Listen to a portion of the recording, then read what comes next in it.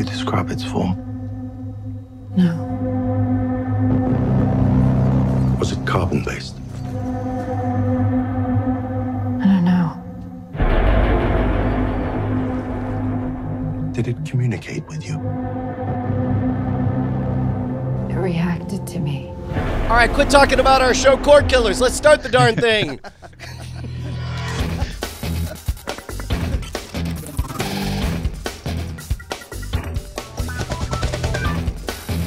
Welcome to Cordkillers, our mission to report the intel from the front lines of the cord-cutting revolution so you, my friends, can watch the stuff you love when you want, where you want, on whatever device you want. I'm Tom Merritt, and he is Brian Brushwood fighting through 1,000-degree fever to be here today. Yeah, we're not going to mention which system of metrics. There are many. There's Sure. I can't Kelvin, even talk. Celsius, yeah. Hey, that was a snippet from the current #1 trending video on all of YouTube, the trailer for Annihilation. I'm sure you read this book. You read everything, We right? read this book for Sword and Laser. Yeah.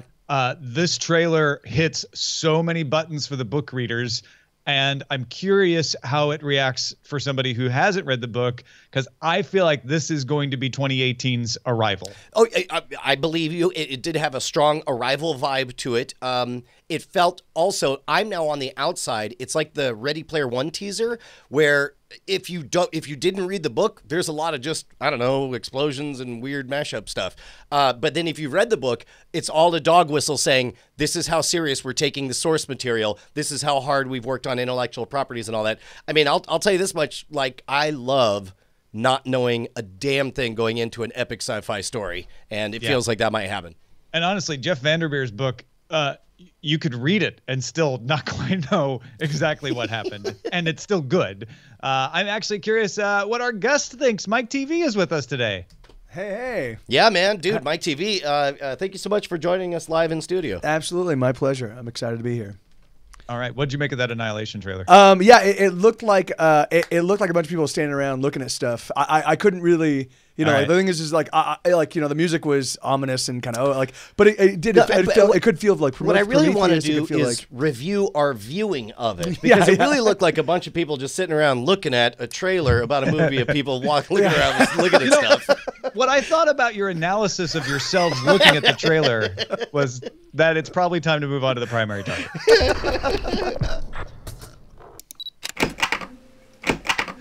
So let's talk CBS All Access. No, don't rage quit yet. Let us have the conversation. Star Trek Discovery premiered on Sunday, 2 episodes. The first episode aired on CBS broadcast, and the second episode was only available on CBS All Access. Of course, first episode was also available on CBS All Access. A lot of people very angry about this. So I want to put forward 2 scenarios side by side, and then I want y'all to debate why people are sort of going with one of these scenarios over another. Okay? Sure. But All right, before you do, I would love if somebody could fact check us. Did we predict this? This is a moment that's happening that's so obvious in retrospect that I would like to think we predicted this backlash, but we're also not. You certainly did. Yeah. Yeah. Okay. All right. Okay. But check it out. All right. Scenario number 1, a lesser known streaming service that costs less than Netflix, but heretofore only has had one compelling original, gets a huge brand name franchise as its second original. It'll only cost you $7 a month for a Hulu-like plan that has some commercials, or you can pay $10 a month for a more Netflix-like plan with no commercials, or like the Hulu commercial-free plan. The service also has other offerings, like a back catalog of classic shows, has some movies available, and even current shows from broadcasters, just like Hulu. That sounds delightful. Sign me up. Scenario 2. A TV network that I already get on cable or through a streaming service launches a huge brand name franchise, but only airs 1 episode. And then it tells everyone they have to pay to get the rest of the episodes. And even if you pay, you're going to have to watch commercials. This is a very brilliant analysis, Tom. And I think it comes down to one thing. I think the difference between those 2 worlds is the name of the service. They should not have named the service CBS All Access. Or if they had, then they should have factored that in, because humans in general are very loss averse. You can phrase the exact same coin flipping bet two different ways, and if it's and depending on how you phrase it, one version is like, oh, but then I have to lose this much money, and the other version is like, but I gain this much money. People will go out of their way to not lose something, and to have them say, hi, we're CBS. We're the place you would expect to get content like this. We're giving it to you. It's very good. Now I'm taking it away from you and locking it in this box over here, which if you want to pay me, you can see the other half in there. But if also the box has ads on it. Right. So imagine if, let's say it was a Netflix original, and Netflix partnered with CBS. They're like, we're trying something brand new. Which here at Netflix, in the rest of the world, it is. That's right. So if Netflix says we're going to try something new, we're going to share for the first time. We spent a lot of money. We partnered with CBS. You get to see the first episode for everyone, and the rest of it's in there because it has a different name. I don't think anybody would be mad. Yeah, well, no one outside the U.S. and Canada are mad because Star Trek Discovery is available on Netflix for them. So to them, it's like, great new original coming to Netflix. Love it. And I think you're right. I think if you're going to call it CBS, and maybe you need to, maybe you have to work CBS in there because there is some brand heritage there, right? CISO was a little weird for NBC, but you can't call it CBS All Access because what you're not doing is giving me access to things that I feel are above and beyond until now. Now, if I'm a big fan of The Good Wife, then The Good Fight was very exciting for me because that was the first original on CBS All Access. And if I'm a fan of The Good Wife and Star Trek, this starts to feel valuable. But I think most people are looking at this not as, hey, here's a Hulu or a Netflix. They're looking at it as, here's a thing that's either giving me stuff I can already get free over the air, or giving me stuff I don't want, like old episodes of Family Ties. And the only thing I want is Star Trek Discovery, and I have to pay for it. Wait, they have Family Ties as well? That's sign me up. That's awesome. Who's got Alf? Yeah. Who's got Alf? Yeah. But that's the other problem is Family Ties, MacGyver, Hawaii Five-0. Those are all in there. But you know where else they are? Hulu and Netflix. Yeah, and that for me is the biggest rub is that, like, so what they're saying is like, hey, we're us as CBS, we've normally given you for your entire lives, we've given you all of our content for free. All you need to do is to, like, get up and get some food while the commercials are running, and now they're like, all right, now what we're gonna do is we're gonna charge you for the very same stuff. It seems perverse to me. Like, what? Like, and like if they can't. Like if they'd spent some time generating a whole bunch of shows and we're like, hey, here's all this new content, I'd be like, all right, that's great. But just one show and then yeah. Well, and this is the compromise that should get someone fired off the team. The right thing to do is to build a new brand, and but meanwhile you're reaching so many people over here. You could and somebody who really wants CBS All Access to go, it's like, no, there's a button we can press where we could do. It would be the biggest, most valuable advertisement you could possibly imagine, giving away an entire episode at prime time, all the eyeballs we get, the millions of subs and so on, and then and they press that button hoping like a free ad reach a lot of people, and not realizing how off-brand it is. CBS's broadcast company is not in the business of running hour-long advertisements for online over-the-top Hulu-style networks. But they couldn't resist it. They did it because somebody thought, oh, synergy. And it turns out to be a phenomenally bad idea. I think you get away with calling it CBS if you have another piece. And I actually think even rebranding it isn't enough because you need this other piece, which is a compelling offering. When Netflix came along with House of Cards and Lilyhammer, people didn't complain like, oh, great, now I have to pay for Netflix to get House of Cards, because you were already considering Netflix valuable before that. You said, oh, well, they've got, lots of great old movies and TV shows in there, and that's really cool. And now they're going to give me an original. That's a bonus. CBS All Access has never been perceived as a valuable thing on its own because they've never made that value proposition. And whether it's taking those old back catalog shows and removing them from the other services and saying, here's the best of television history and pushing it that way, then adding Star Trek Discovery. I don't know if that would have worked, but they needed to do something to convince you that it was worth paying for before adding Star Trek. Then suddenly people are like, I never really thought it was quite worth the $7 before, but I got it. Now that they're adding Star Trek, totally going to pay for it. Yeah. I don't know. I don't know. My guess is, despite everyone grousing about it, that this probably performed pretty well as far as driving subscriptions, begrudgingly though they may be. I bet it didn't drive as many as it could have, although there's, it's hard to prove that because I have so many anecdotal stories of people saying, nope, I'm just going to go find it some other way. I'll be traveling to Puerto Rico. I'll be traveling to Mexico, quote unquote. Man, I don't know. I would love to hear the story of how happy they are at this point. We have actually have a couple of anecdotes in here. Zeke wrote in and was all ready to subscribe to All Access, but the brakes were put on for him when he got to the account creation page because he kept getting an error that his password was too long, and he finally figured that out.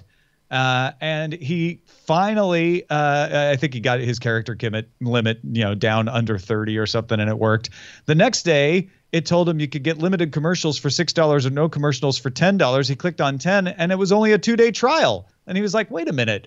The with commercials is a week-long free trial. Why is it without commercials only a 2-day free trial? Plus, a lot of places do 14-day free trials. And at that point, he just changed his plans. So he'll watch the TV premiere, and he'll wait until the entire run is up, and then subscribe to CBS All Access and binge on it. I'm very curious if CBS All Access makes all the episodes available. They don't always do that for their airing stuff. Supergirl, when it was on CBS, only ever had the past 5 episodes.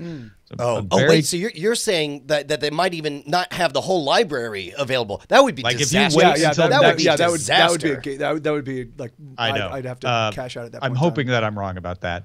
And then we also got another email that said, as a lifelong Star Trek fan, I have to pass on some comments regarding the new show. For me, Star Trek is a grand experience, and I thought the first episode on network TV began that way. High-definition space vistas and glorious surround sound. And then CBS All Access happened. Stereo sound? Are you kidding me? And you want me to pay for that?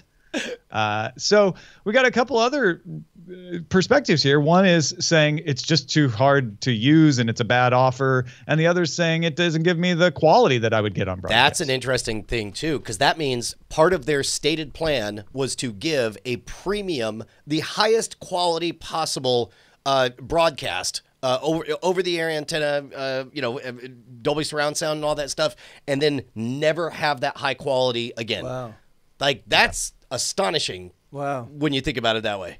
And there may be versions of CBS All Access's app that have better quality than others.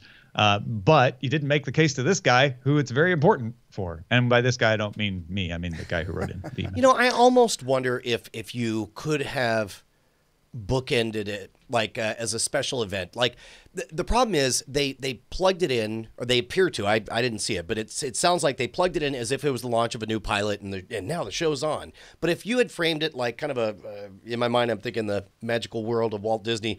Start on a guy, and then who says we've been working really hard in this little clubhouse over here, CBS All Access. It's a new thing. And we're so lucky that CBS is letting us share with you this one thing. Yeah. Take a look if you like it. We got a whole bunch more episodes. You're gonna have a good time. Then it would be couched in a way that I think would work. But instead, they presented it as if it had all the trappings. It looked, felt, smelt just like a launch of a new show that I would expect to see on CBS. And then they just double middle fingers. Or it's really funny. One thing I've always wondered that. Something like this would seem perfect for it. Is why don't they just do like extended versions of individual episodes, add an additional 10 minutes of content, so they can do the broadcast version, and like the extended versions of the Lord of the Rings movies, you get a little bit more in depth with storytelling. And so they're like, hey, we've got the same thing, but these are the extended versions, and you're gonna get a little bit deeper into the canon with these episodes. The thing is, then I'll bet you people would be like, oh, you know what? Like I'm a huge Star Trek fan. I'm willing to pony up the $6 a month to have access to that extra 10 minutes, and that's. So the thing is, like, there seems to be like a whole bunch of different ways they could have skinned this cat. They are doing a talk show, kind of a Talking Dead kind of show called After Trek, where they interview the people from the cast, and so you're getting a little bonus stuff that way. Which, by the way, I think is a smart play. You know, people, just like everybody's marveled over the last 10 years that people love watching other people play video games, people also love watching other people talk about how they felt about watching TV shows. Yeah. They didn't get Chris Hardwick, though. That's a problem. All right. Let's take a break. Thank our patrons for supporting us at patreon.com/Cordkillers. One of the reasons we're doing a show this week is because you guys want it. You guys pay for it. You guys expect it. And we had some scheduling difficulties and illnesses to get through. But because you put so much faith into us, we try to return that faith. It's a value for value prospect. If you get value from the show, we just ask that you give some value back at patreon.com/Cordkillers. And we even got some work going on for a new Spoiler in Time project. Oh, I didn't know if you were tossing to me or Bryce. Yeah, what we're trying to do is hit a particular benchmark, and then we're going to pull out and categorize all of the Spoiler in Time discussions we've had so that you guys can easily, years after we watch The Wire, you can go back and listen to us talking about it. And they'll be organized in show feeds, so you can just follow one feed for, this is my The Shield feed, this is my Firefly feed. Awesome. So check that out. For more details, support us at patreon.com/Cordkillers. Now, we'll talk about how to watch. Amazon announced about 17,000 new Amazon Echoes yesterday, but amongst the announcement was an all-new Fire TV dongle that supports 4K and HDR up to 2160p and 60 frames per second. Also supports Dolby Atmos. So it's kind of a square USB thingy, floppy thingy, and it sells for $70. Amazon also cut the prices of its 4K videos in the Amazon store to $20. You know what it looks like? It looks like an air freshener that dangling from your rear view mirror. Do you think that would be the killer feature? Yes, it also freshens behind your television. Or roach trap. This 4K pricing thing of $20 is that, do you think, a direct response to Apple's announcement? Seems like, right? If you didn't hear, Apple has agreed with all studios but Disney basically to sell the 4K movies at the same price as the HD movies. Again, in most cases, that ends up being $20. So yeah, I think Amazon's definitely price matching there. Are you interested in the Amazon environment? You know, it's really funny. I was saying to Bryce early before the show, like I'm sort of 2 years behind. I didn't even know 4K was a thing until I watched past episodes of Cordkillers in preparation for this show, and I'm like, oh yeah, 4K, that makes perfect sense. Like that's things are progressing. So, it is funny. I mean, as much as we watch on laptops and phones and tablets, 4K is an aspirational thing, but it's not necessarily a thing that people care about as much as they might have when HD came around, I feel. Well, and we've said it before, like when you go to the movie theaters, when you're watching at the Alamo Drafthouse, they are putting on that screen 2K. Yeah. So it's like I don't go to a movie theater and think, this isn't the resolution I was hoping for. It would seem like it could be higher Ks. There are at least two people in the audience right now disagreeing with you. That's fine. That's fine. But I mean, I think we're hitting the era of diminishing returns on fidelity. Plex announced the launch of a dedicated news hub within the app. We talked about them acquiring the company that does this, and now they're rolling it into the app. You don't even have to pay. Users can browse news from around the world as well as create their own personalized newscast that adapts based on your behavior. So if you watch something or you skip it, that feeds into the algorithm. It also includes relevant news stories beyond your preferences.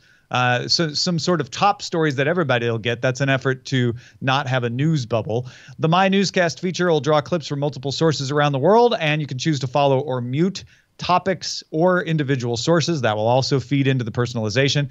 Plex will deliver local news through agreements with affiliate stations in around 80% of the U.S., so it's not just national and international news. It's free and ad-supported. All of that sounds great. I get to be dumber. Other people do the work. Cost nothing. You get to be dumber, and it makes you smarter. That's the thing I wonder about that is just that.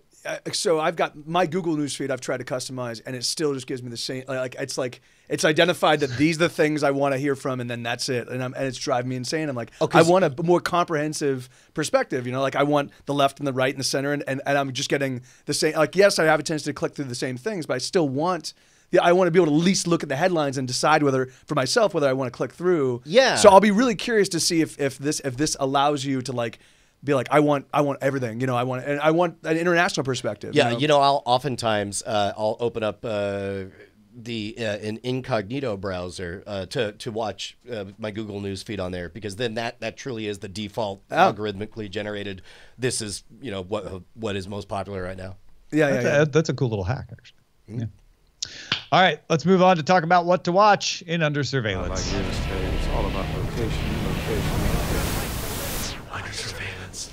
Hulu struck a deal with NBC and New Media Distribution to bring on the back catalog of a number of TV shows, including Family Ties. No, I'm just kidding. 30 Rock, 30 Rock, Parenthood, and Will and Grace. So Hulu's going to have both the new and old episodes of Will and Grace when it returns to air. This is the kind of deal that when you have Handmaid's Tale and a bunch of other stuff, people go, "Oh, cool, even more stuff now." Good job. Yeah, good job, Hulu. MGM launched Stargate Command.co, not C-O-M, for $20 a month, giving you access to new show called Stargate Origins, as well as back episodes of the 354 Stargate TV episodes and 3 films. So there's Stargate plus a couple of that they made with the Stargate SG-1 cast. That's a lot of money. Yeah, for $240 a year. Okay, that's but just It is not a month. No. It A is- month. Oh, yeah, no, I'm that's what I'm sorry, saying. not a month. $240 a year. Yeah. No. So it's like, It is not a month. It is a one-time year. fee. oh, it's just $20. A one-time fee? Oh, a one-time fee. Oh, this okay. is amazing then. This engagement says for a one-time fee of $20. Oh, you get yeah. access. Okay. My mistake. Thank you, Bryce, for catching Then that. Yeah, that I is saw someone else on brilliant. Twitter talk about that. It's here's- a one-time wow, fee. This is what I love about it okay, look, the reason everyone freaks out about the all-in-one pricing of cable and stuff is we all deeply resent paying for stuff that we're not going to use. Yeah. And shows that I actively hate. I'll never get CBS All Access because I don't want to give any money to Big Bang Theory. I hate that show, right? And so in this regard, just make a bunch of miniature fiefdoms of all the different properties, because it's very unlikely that you only love one season of Stargate but hate the others. That's awesome. You So, know, like- and instead, just if this works, you skin that business model, you break everything out into little show fiefdoms, and I love the one-time pricing thing, and you just get access. It's like you buy a book. Yes, And so yes. it's like you're buying a book, and you get to go back and reread that book whenever you want. But now, like I think that would be amazing. I'd be willing to spend $20 to $40 to $60, depending on how much I love something, just to have access to all of the stuff that they create for it. Well, and you'll be doing it in that impulse moment of you got a friend over, you're like, remember that one episode? Oh, that was the best episode. And then it's like you try to find it, and it's like, well, I could buy the episode for $5 or for $20. I can have all of the episodes. Yeah, Click. awesome. Yeah, and I imagine that the ongoing monetization will be to keep you engaged with forums and news and polls, and then sell you books, and maybe when a new movie comes out, there'll be a fee to get it early or something like that. Also, side note, special events, like they could come out with new movies that everyone buys direct. Yes, merchandise, and there's a whole slew of ways to like monetize. Side note, Brian, you mentioned Big Bang Theory as an example of CBS All Access. They only have this season's episodes, there's only been one. They don't have the back catalog because apparently gentlemen, I'm sorry. That's You CBS All guys Access? really mishandled this CBS All Access. Because Big Bang Theory is made by Warner Brothers. I don't know. It's complicated. And it's out there. It's called CBS All Access. It's like you're supposed to have access to everything, right? But it's now all you have access. to understand distribution deals to understand why you're not getting all of everything. This is it's that a lie in double-edged its name. sword. It's that people want to press the button of brand recognition because CBS means something. Yeah. But the problem is, by the act of pressing that button, you diminish the initial brand. That's why Cadillac as a brand is worth so much less nowadays. Imagine if Rolex started making a $20 version of the Rolex watch, then very quickly Rolex would cease to mean, the definition of the highest end device. Yeah. The Chicago Bears are taking on the Green Bay Packers at Lambeau Field tonight. If you're watching this after Thursday night, they already took them on. And it is available for Amazon Prime users worldwide. A couple of interesting things here. Remember, Twitter did this last year where they just streamed it for everybody. So you have to be a Prime user. You have to pay for Prime. Also, it's being translated into Spanish, Brazilian, Portuguese, and English. Now, it's originated in English.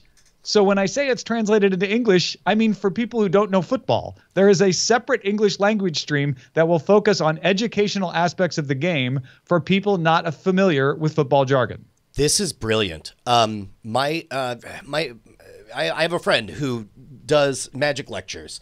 And he had, in the late 90s, some DVDs and VHS tapes that were so good that all of magic bought them. There was not a single magician I knew that didn't have them. Wow. And he realized he had a problem. He had now sold he's sold to everyone. So he realized, well, I guess I have to expand the market for magic. And he spent 2 years on tour going around specifically doing events for people who knew nothing about magic, just trying to get them into loving the art so that they would they'd buy stuff like everyone else did. And did it work? I assume so. He lives in He has his in own the sky island now. Oh God. Well, yeah, that's a No, different he's kind not of dead. island. I was just trying to. No, I mean, He ascended to heaven. He lives in BioShock Infinite. yeah, Mike, obviously. I see. That's a much better ending to that story. All right, let's talk about what we're watching.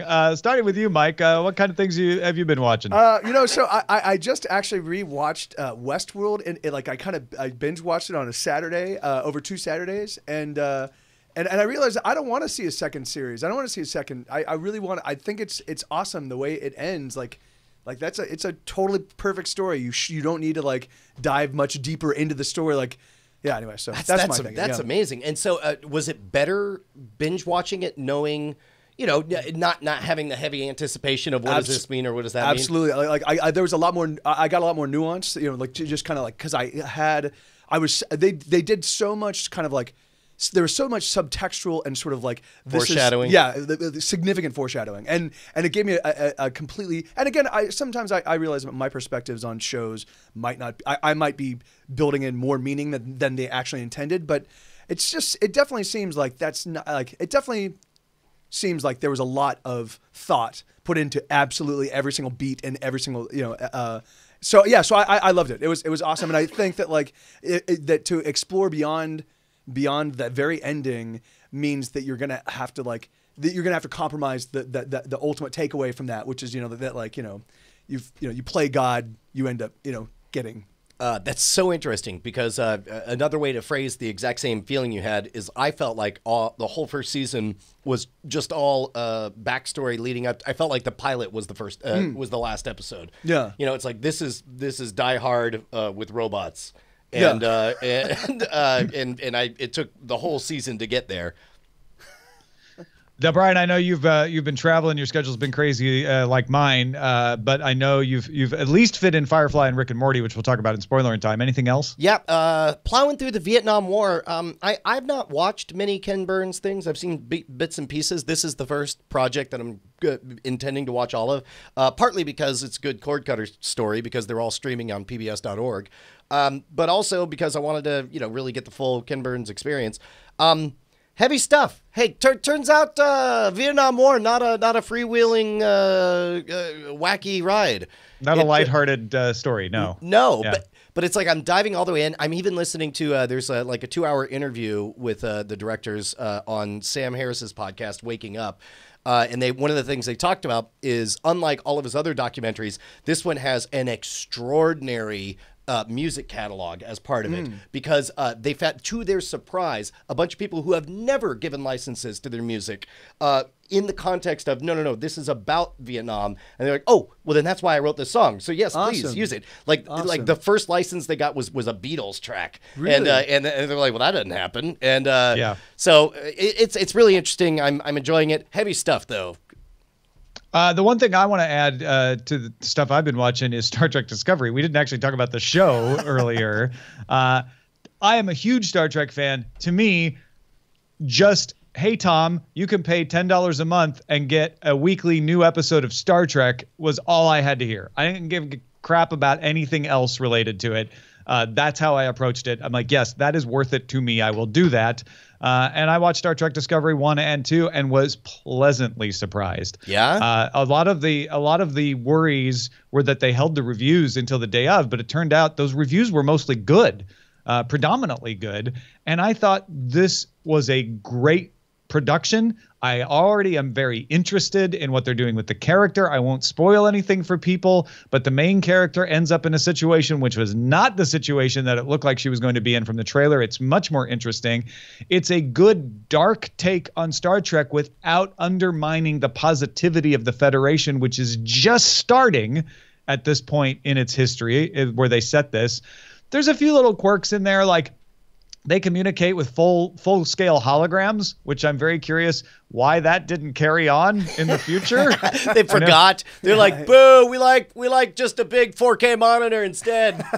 But I'm actually half expecting an explanation to come along because they are being very respectful of the canon in most cases. The other thing is all the Klingons are bald. And in universe, there's an explanation for why they don't have the ridges in the original series that was kind of put forth in Deep Space Nine and Enterprise, and suddenly they all have ridges again in the time period where they're supposed to have lost their ridges. So I don't know.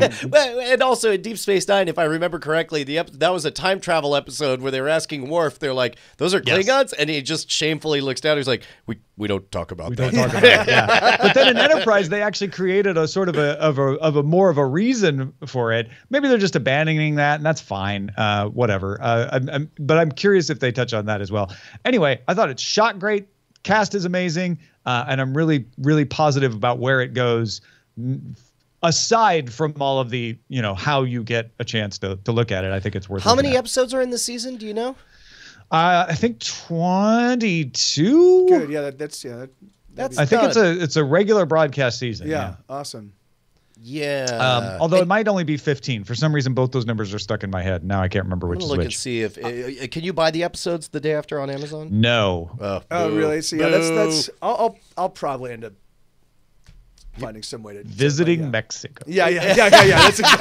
That's exactly it. I'll probably visiting Mexico. I'll probably go. I live in Texas. It's not that far away. Yeah. Just a bunch of tourism to Nuevo Laredo to just go across the border and get an IP address. Hey Bryce, what have you been on the lookout for? Hey, we got an email from Mike G. He writes, "Hey Bryce, I'm not sure if you've heard about the show Norsemen on Netflix. It's a comedy with pretty high production values, taking modern issues and portraying them in Viking time. The situational humor reminds me of Monty Python, where characters in Life of Brian or Holy Grail would comment on issues that contrast with the period setting. It's a Norwegian show that they shot twice, once in Norwegian for the local audience and then in English for Netflix. There are 6 30-minute episodes in season 1, and he wishes there were more. This looks cool. It looks funny too. We're seeing a funeral pyre that they're missing with the fire. Now, wait, did this shtick predate the Game of Thrones episode or not? Because it works in neither case. Yeah, I don't know. I don't don't have a date on this, but this looks really funny. So yeah, that's on Netflix. It's Norsemen. Norsemen. Check it out. Excellent. If you got something we should be on the lookout for, email us, cordkillers@gmail.com.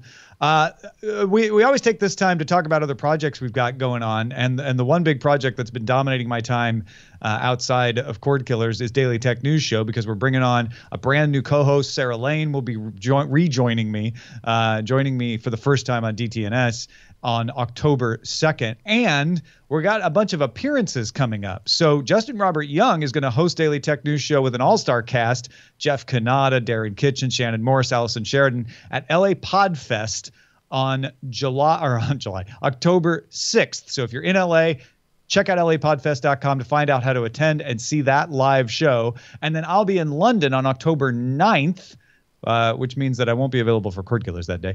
bit.ly/DTNS London. We'll be doing an episode of DTNS from London with myself, Will Harris, the original Brito, and Ian Morris. So check that out as well. Let's move on to, man. Dude, that's fantastic. What an adventure. Yeah, no, this is going to be really fun. I'm hoping to see some of you there. Let's move on to the front lines. Front lines. Version 6 of software for the NVIDIA Shield is out and includes Google Assistant, so you can control media playback, search, and smart home devices with your voice. You don't even have to touch it. It's just something you say and it'll wake it up. So it's better than the Google voice search that was on the Shield before. It can do everything a Google Home would do except for timers, alarms, and phone calls. Phone calls I understand. I don't know why I can't do timers and alarms. NVIDIA also announced a $40 dongle that lets the Shield talk to SmartThings devices from Samsung. So they use the Zigbee and Z-Wave protocols. So if you have an NVIDIA Shield, go update to version 6. You get a whole bunch of new capabilities. I'm so fascinated by the fact that we now have different personalities of digital assistants, and they're branding them different. You know, like the one that really clicked the light for me was Cortana. You know, that is an actual character from the game Halo. But you know, Siri is kind of sassy and knows some jokes, and Alexa knows this and so on. It'll be really interesting to see more and more personalities. When we first got the Amazon Echo, Eileen would ask it, "Are you my friend?" And whatever it said, she perceived as negative and would say, like, "I hate that bitch." Oh, my God. We got the Amazon Echo Show, which has a screen, and she started to warm up to it and use it more often. And last night, Eileen sat down on the couch and said, "Are you my friend?" And it said, yes, I like to think, you know, that you're all my friends or something like that. I would love to think that they added the stammering in there, like she's really affected by it. And Eileen was like, you know, I'm glad we've worked this out. The Comcast has announced its Xfinity Instant TV service in beta in select markets starting at $18 a month. Customers of Comcast broadband service can subscribe to the service, which is available on the web, Roku, iOS, and Android. The cheapest package includes mostly broadcast channels with the options to add sports and news, entertainment, kids and family, Latino, and Deportes packages. Is that sports for extra fees? Yeah. So you can get Spanish language sports and a bunch of other things for extra fees. This is the one that only if you have Comcast internet can you get it. And then they priced the base package at $18, so it seems cheaper than even Sling TV, but it only pretty much does your broadcast channels. Okay. All right. Vimeo announced it's acquiring Livestream and launching Vimeo Live as a result. The new integration will let users capture, edit, stream, and archive their live events in 1080p. Live streaming will be offered in several tiers with varying prices.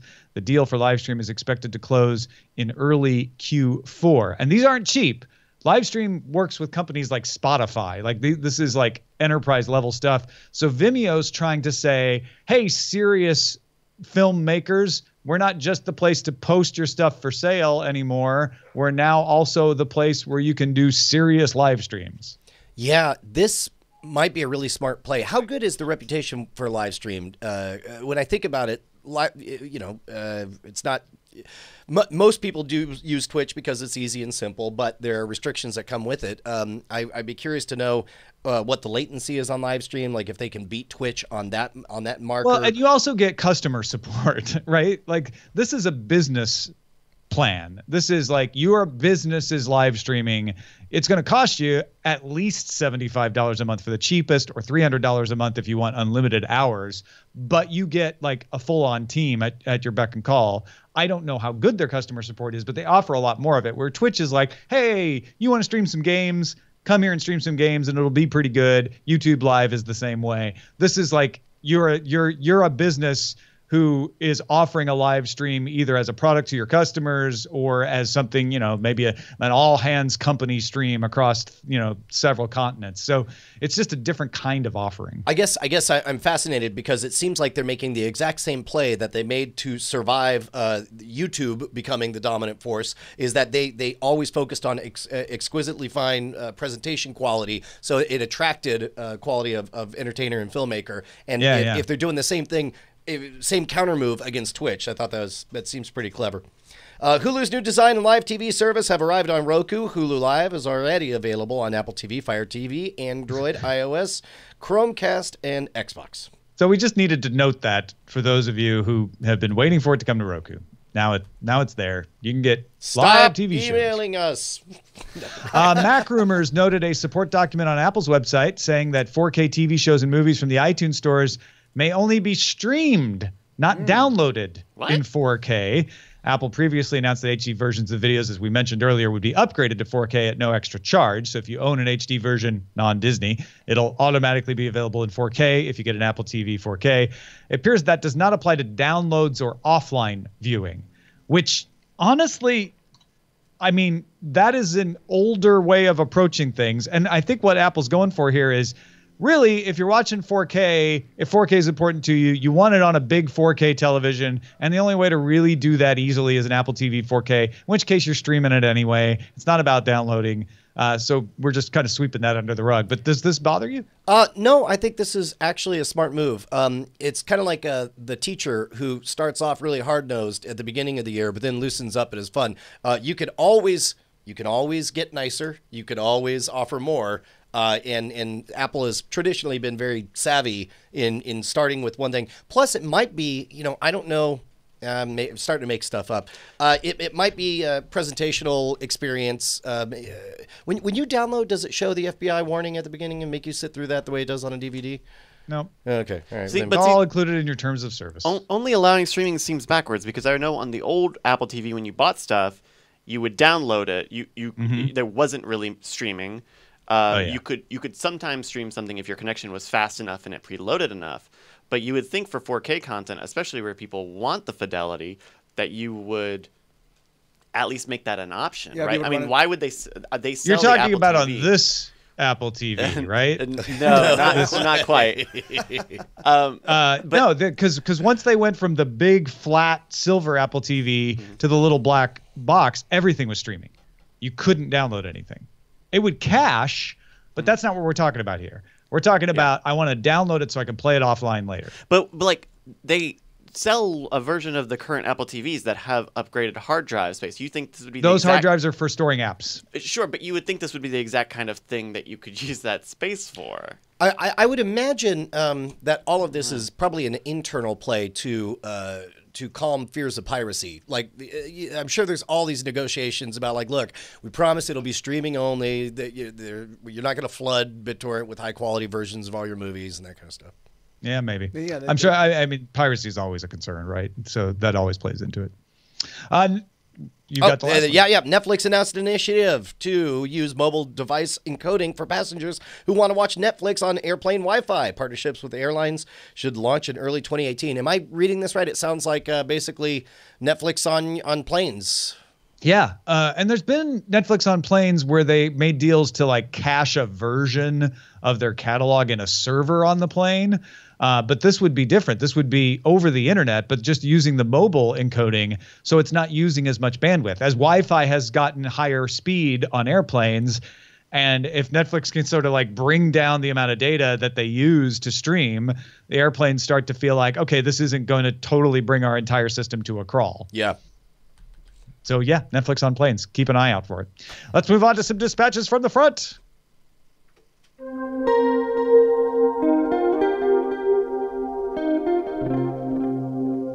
Oscar from sunny South Florida writes, I have a new game I like to play. I travel a lot for work to other countries, and being a fan of the show, I know that different deals are done for shows in different regions of the world. So, first thing I do when I get to my hotel is log into Netflix and Amazon Prime Video to see all the shows that are not in the USA region.